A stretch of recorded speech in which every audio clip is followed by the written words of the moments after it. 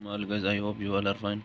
Today we will discuss about unit number 2 setting personal example class 7th की ये English है Balochistan board की unit number 2 है setting personal example. Setting personal example का मतलब ज़ाती मिसाल कायम करना। ज़ाती मिसाल कायम करना। सी Hazrat Umar Farooq was the second among the fourth Khalifa Rashidin. Hazrat Umar Farooq दूसरे चार खलीफा राशिदीन में दूसरे खलीफा थे। द फर्स्ट खलीफा वाज हज़रत अबू बकर सिद्दीक। पहले खलीफा हज़रत अबू बकर सिद्दीक थे। हज़रत उमर फ़ारूक द सेकंड खलीफा was known as the best administrator of the world. हज़रत उमर फ़ारूक को दुनिया के दूसरे और बेहतरीन मुंतज़मीन के तौर पर जाने जाते थे। He set up a very high standard of integrity. Integrity बोलते हैं दयानतदारी को। ही सेट अप उसने कायम किया बहुत आला मेयार दयानतदारी का integrity for himself and for his family. उसने अपने लिए और अपने ख़ानदान के लिए दयानतदारी का एक आला मेयार कायम किया। He wanted to set an example for the Muslim because he was the caliph. वो मुसलमानों के लिए ही वांटेड वो चाहता था तो सेट एन एग्जांपल एक मिसाल कायम करना फॉर द मुस्लिम मुसलमानों के लिए बिकॉज क्योंकि ही वाज द खलीफ क्योंकि वो खलीफा था। वो मुसलमानों के लिए एक आला मिसाल कायम करना चाहता था क्योंकि वो खलीफा था। Once Abdullah the son of हज़रत Umar Farooq purchased some camel. एक मरतबा हज़रत उमर फ़ारूक के बेटे हज़रत अब्दुल्ला ने कुछ ऊँट ख़रीदे। अब्दुल्ला ने कुछ ऊँट ख़रीदे। दे वर क्वाइट लीन। वो बहुत कमज़ोर थे। दे वर क्वाइट लीन का मतलब पतले या कमज़ोर, ठीक है। वो बहुत पतले थे। Abdullah sent those camel to the state pasture. Abdullah ने ये ऊँट रियासत की चरागाह में भेज दिए। Where they grazed and got fatten. जहाँ वो चरे और बहुत ज़्यादा मोटे हो गए। फेटिन का मतलब मोटे, ठीक है, फेटिन मोटे हो। आफ्टर सम टाइम कुछ वक्त बाद द कैमल वर सोल्ड। ऊँट बेचे गए एट हाई प्राइस, बहुत ज़्यादा कीमत पर।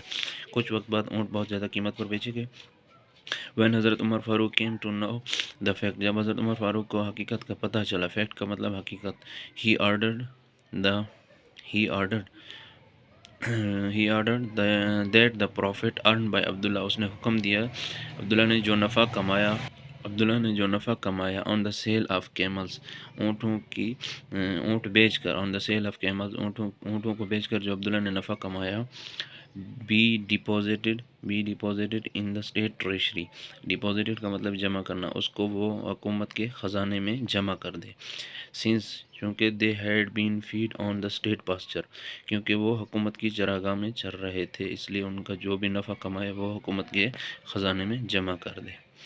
हज़रत Umar Farooq issued strictly orders. हज़रत उमर फ़ारूक ने सख्ती से हुक्म जारी किया that none of his family would accept any gift from anyone. उसने हज़रत उमर फ़ारूक ने सख्ती से हुक्म जारी किया कि उसके ख़ानदान में कोई किसी से तोहफ़ा नहीं लेगा। Accept any gift from anyone, किसी से कोई तोहफ़ा नहीं। One day